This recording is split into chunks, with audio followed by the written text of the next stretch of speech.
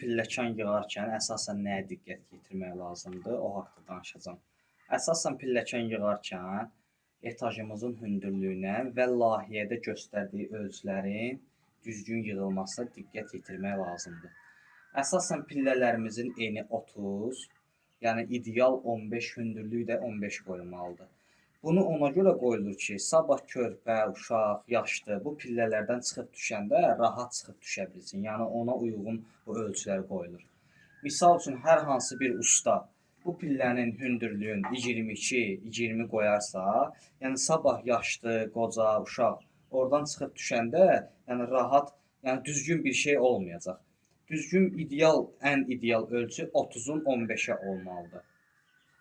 Bugünkü gündə yəni bu videonu çəkib paylaşıram ki, sabah kimsə bu problemlərdən qarşılaşmasın.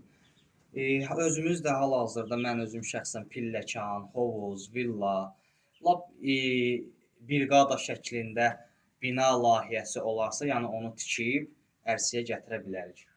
İşlə əlaqədar 051 310 55 54 nömrəsinə yaza bilərsiniz.